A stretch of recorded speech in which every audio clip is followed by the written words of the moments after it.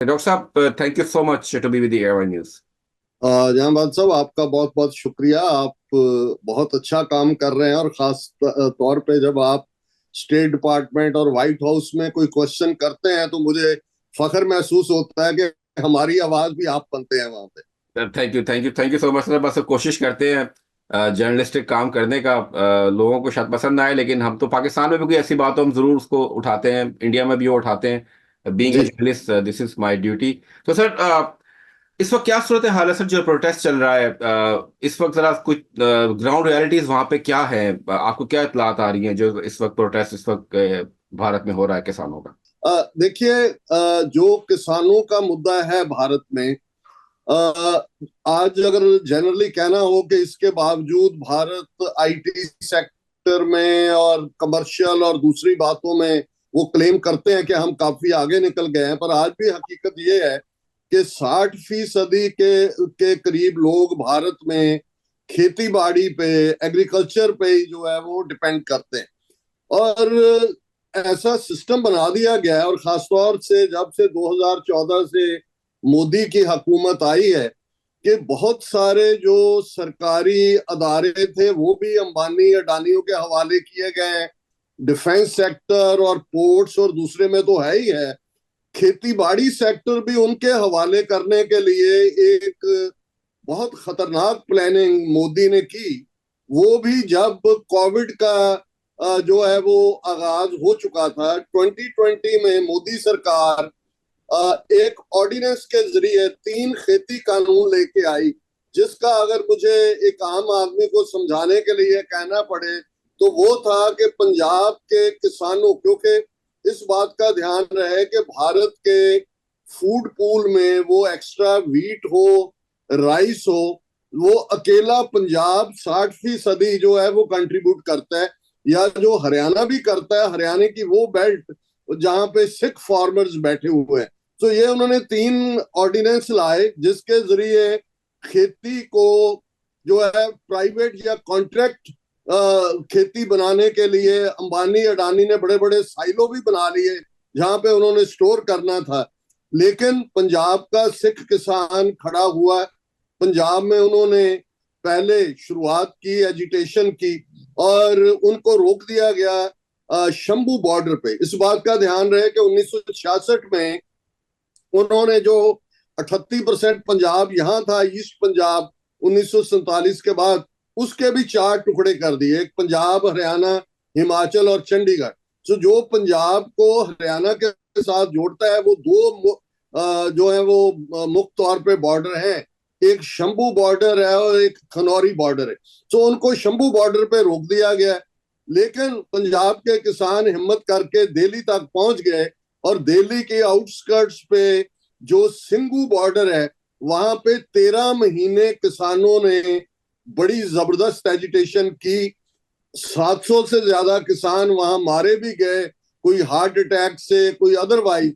लेकिन इतना वो इंटरनेशनल मूवमेंट, क्योंकि इस बात का ध्यान रहे कि हम जब आज अमेरिका से बात कर रहे हैं तो डायस्पोरा सिखों की आज एक बहुत बड़ी ताकत है। 5 मिलियन सिख डायस्पोरा में है। तो उस किसान मूवमेंट के वक्त भी मोदी सरकार ने देखा कि बाहर तो ये खालिस्तान की मूवमेंट को स्ट्रेंथन कर रही है, तो लगभग 2 साल पहले मोदी ने आके माफी मांगी पब्लिक चैनल के ऊपर, और वो दिन भी गुरु नानक साहब की बर्थ एनिवर्सरी थी, और 3 खेती कानून वापस लेने का ऐलान किया।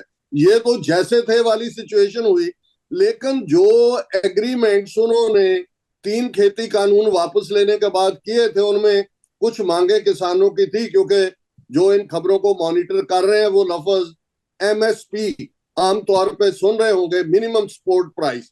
अब बात क्या है कि एक भारत में कमीशन बना था लेट 60s में, जिसे स्वामीनाथन कमीशन कहते हैं। स्वामीनाथन एक बड़ा, बहुत बड़ा थिंकर भी था और किसानों का हमायती भी था। उसको हाल ही में भारत ने भारत रत्न का खिताब भी दिया है।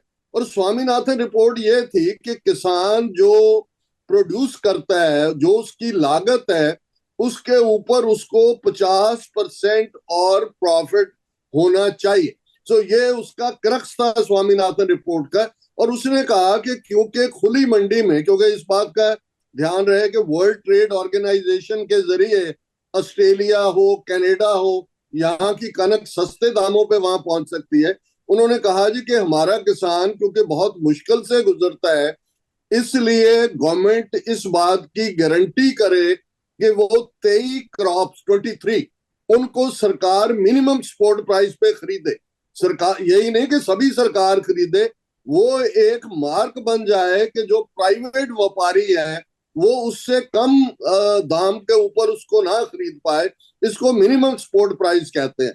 अब होता क्या है कि पंजाब में गेहूं, जैसे कनक हम कहते हैं, और चावल जिसको धान या पंजाबी में चोना भी कहते हैं, ये तो सरकार खरीदती है मिनिमम सपोर्ट प्राइस पे, पर इसकी लीगल गारंटी नहीं है, कोई कानून नहीं है जो ये कहे कि सरकार खरीदेगी खरीदेगी। तो किसानों का डर ये है कि जिस तेजी से अंबानी, अडानी और ये गुजरात के अमीर व्यापारी खेतीबाड़ी सेक्टर में घुस रहे हैं, ये हमारी जमीनें अल्टीमेटली एक्वायर करेंगे। कॉन्ट्रैक्ट फार्मिंग ये करना चाहते हैं कि जमीन आप इनके हवाले करो, आप अपने खेत में ही एक मुजारा बन के खेती बाड़ी करो और ये डिसाइड करेंगे कि कीमत क्या हो।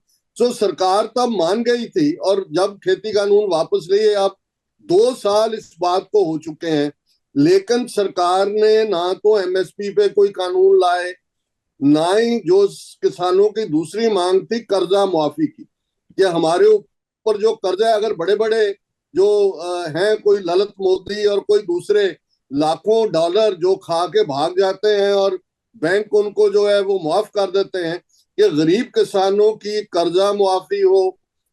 जो एफआईआर रजिस्टर की गई थी उनके खिलाफ, जो शिकायतें पुलिस थानों में जब 2 साल पहले एजिटेशन हुई, वो वापस ली जाएं।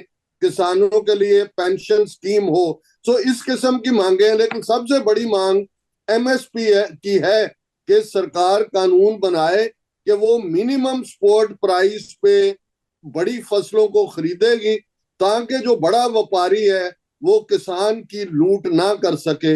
ये क्रक्स है इस मूवमेंट का पिछले 10 दिन से। अब दोबारा ये मूवमेंट जब शुरू हुई तो पंजाब हरियाणा के दोनों बॉर्डर्स पे, शंभू और खिनौरी पे, ऐसी उन्होंने जो है वो फेंसिंग ही नहीं की। ऐसे लग रहा है जैसे इवन भारत पाकिस्तान या भारत चाइना सरहद के ऊपर भी इस किस्म के इंतजाम नहीं है जितने वहां है। बड़ी बड़ी कीलें गाड़ी गई, 15-15 फुट ऊंची दीवारें बनाई गई। और जैसे आपने कहा, ये पहली बार है कि भारत में 29 स्टेट्स हैं कि किसी स्टेट की पुलिस ने ड्रोन्स का इस्तेमाल किया, और विदाउट वार्निंग।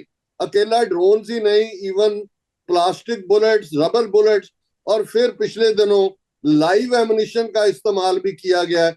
इस वक्त 5 किसानों की मौत हो चुकी है, आधी दर्जन के करीब उनकी आंखों की रोशनी जा चुकी है, और 300 से ज्यादा जख्मी हैं।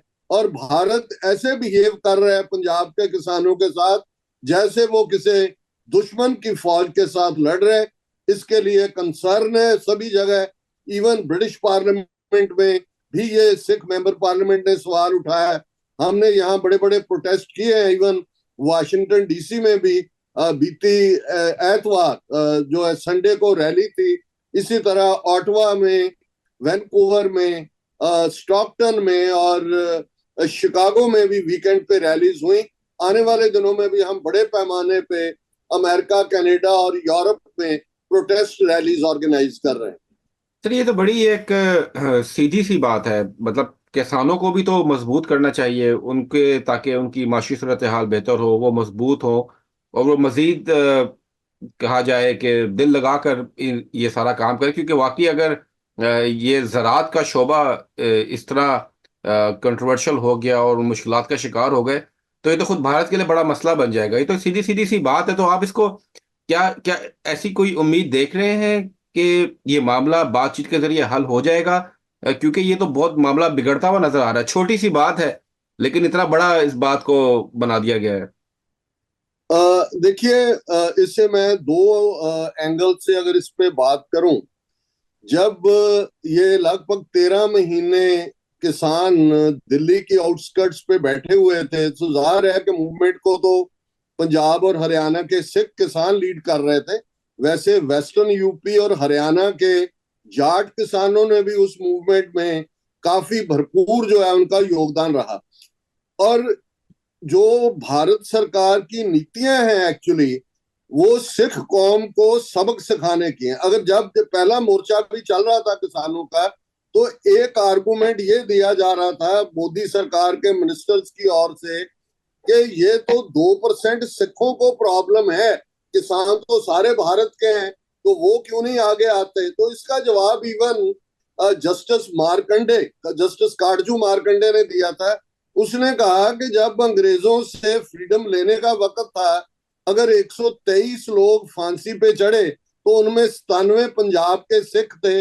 अगर 2,500 को काले पानी भेजा गया तो उनमें 2,200 पंजाब के सिख थे। तो उसने कहा तब तो किसी ने नहीं कहा कि जी अंग्रेजों की गुलामी है, तो ये सिर्फ पंजाब के सिखों को ही प्रॉब्लम है कि वो आजादी के लिए आगे आ रहे हैं। तो आज मुझे ये लगता है कि ये एक तरफ तो जो है लूट का माल अपने व्यापारी अडानियों अंबानियों के हवाले करना, ये इनकी नीति और इनकी नीतियां तो चल ही रही हैं, पर दूसरी तरफ सिखों को सबक सिखाना भी है। क्योंकि जैसे मैंने कहा कि इनके सेंट्रल पूल में पंजाब और हरियाणा के सिख बेल्ट, जहां किसानी है ही सिख है, पंजाब में 95% से ज्यादा किसानी पे ही डिपेंड करते हैं। तो उन्होंने अकेली यही बात नहीं है, जब उनको मजबूर होना पड़ा 3 खेती कानून वापस लेने पर, उसके बाद आप देखते हैं कि ट्रांसनेशनल रिप्रेशन जो उन्होंने बाहर टारगेट करना शुरू किया। क्योंकि उस किसान मूवमेंट के वक्त भी बड़ी सपोर्ट डायस्पोरा सिखों की थी, जिन्होंने अपने पॉलिटिकल, जस्टिन ट्रूडो ने भी उस वक्त किसानों के हक में वो खड़े हो गए थे। तो मुझे ये लगता है कि ये सीधी सीधी बात नहीं है। अभी 2024 की इलेक्शन सिर पे है, कुछ हफ्तों में ही इलेक्शन कमीशन नोटिफिकेशन करने वाला है। मुझे नहीं लगता ये आसानी से, तो दूर की बात। और ये भी हो सकता है कि अगर मोदी और आरएसएस को लगे कि उनका राम मंदिर का मुद्दा जो उन्होंने बड़ी पोप लीला के साथ किया अयोध्या में, या आर्टिकल 370 कश्मीर में हटाने के लिए, जैसे मोदी ने कहा कि जी हमने 370 हटाया, आप हमें 370 सीटें देके दोबारा पार्लियामेंट में भेजें।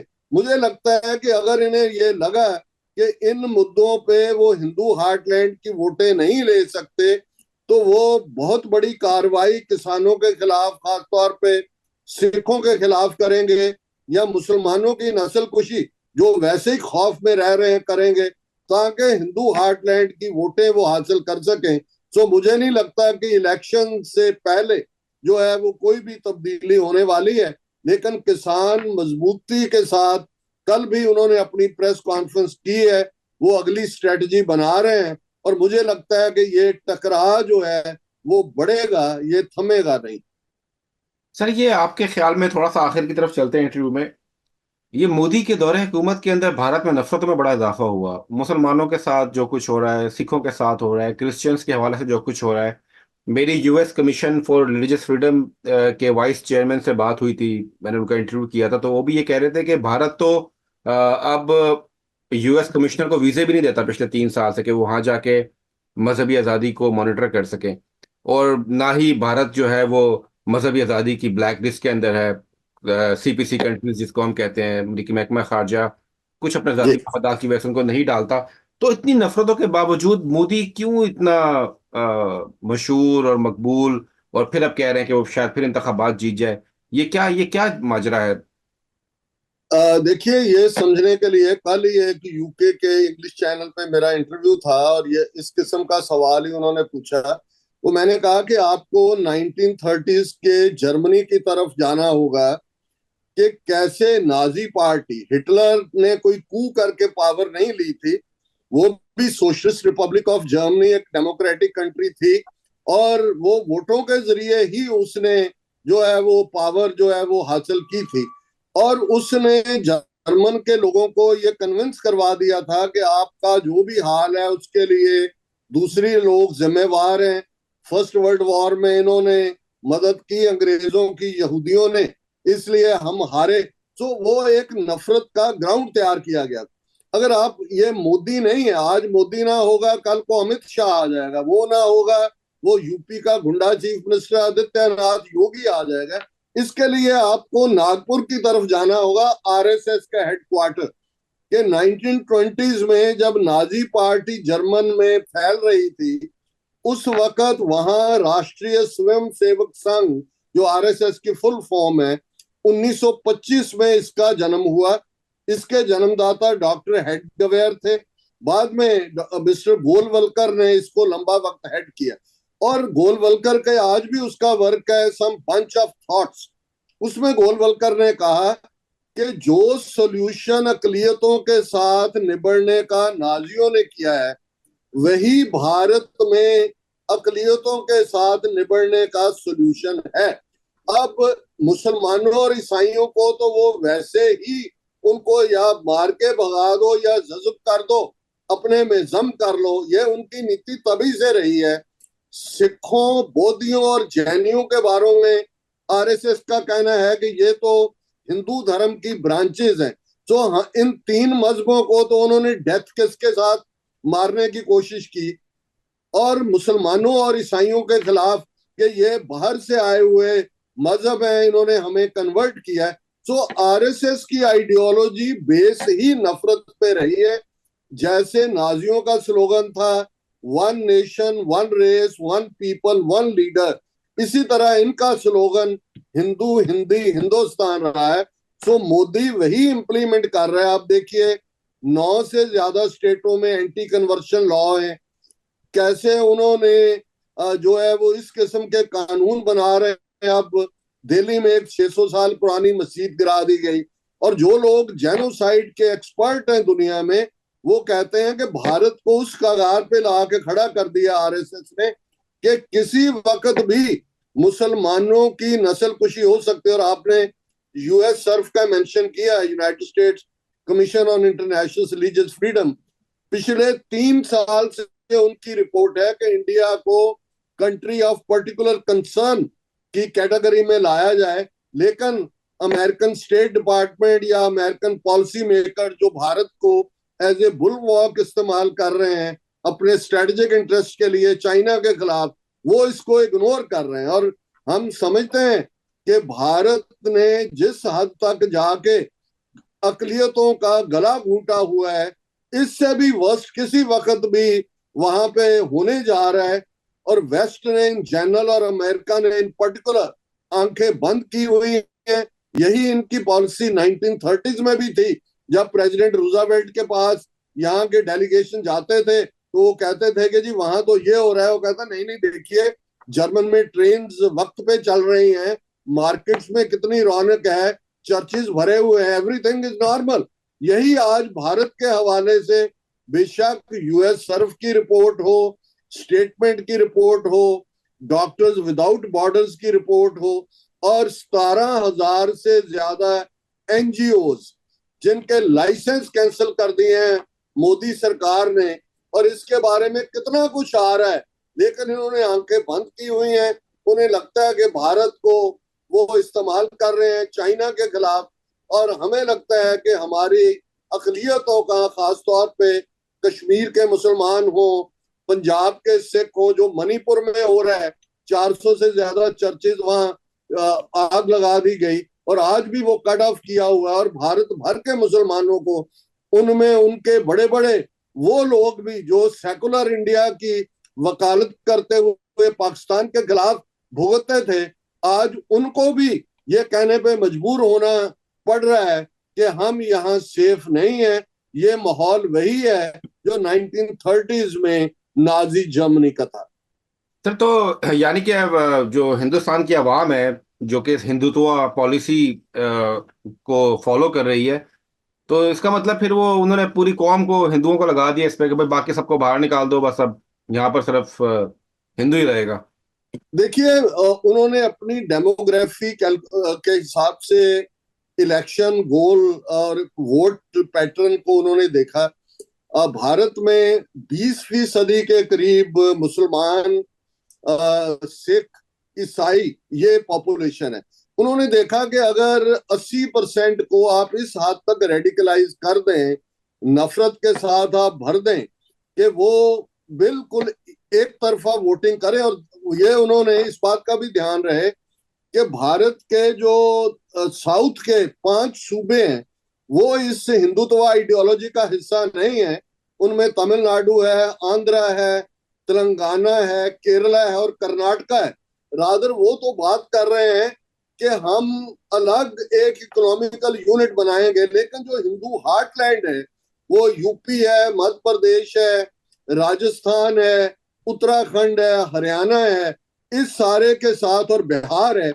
इसमें क्योंकि इनकी आबादी बहुत ज्यादा है और ये समझते हैं कि अगर एक तरफ, यही कारण है कि बहुत कम मुसलमानों को टिकट दिया जाता है, और बिना, अभी यूपी में आप देखिए कि वहां 16-17% मुसलमान हैं, लेकिन बीजेपी के कैंडिडेट्स में आपको एक आध कोई नजर आएगा, वैसे नहीं। अब इनका निशाना वेस्ट बंगाल पे है। वेस्ट बंगाल में ममता बनर्जी, और वेस्ट बंगाल में मुसलमानों की पॉपुलेशन 32-33% के करीब है, और ममता बनर्जी उन मुसलमानों और अपने बंगाली जो उसके लॉयलिस्ट हैं उनके जरिए इलेक्शन जीतती है।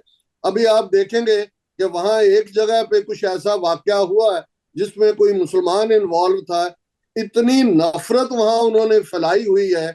वो समझते हैं कि अगर वेस्ट बंगाल को भी वो मजहब के नाम पे पोलराइज कर दें तो सब कुछ बदल जाएगा। तो हम समझते हैं कि ये नफरत की राजनीति कर रहे हैं, और हिंदू मेजॉरिटी जो है हिंदू हार्टलैंड में बैठी हुई, वो उस पे ये उनकी पॉलिसीज असरअंदाज भी हो रही है। डॉक्टर साहब बहुत शुक्रिया आपका, बड़ी तफसील से आपने बयान किया जो भी इस वक्त भारत के अंदर हो रहा है और किसानों के साथ जो मामला हो रहा है, अक़लियतों के साथ जो मामला हो रहा है। इसका मैं चाहूंगा हमें वन मोर एपिसोड हम बहुत जल्द करेंगे। जी, ऑलवेज ऑलवेज आपका वेलकम। आपका बहुत शुक्रिया, और इंशाल्लाह आपसे फिर दोबारा गुफ्तगू होगी। आप thank you so much sir, thank you. आपकी भी बहुत मेहरबानी, बहुत बहुत मेहरबानी, थैंक यू।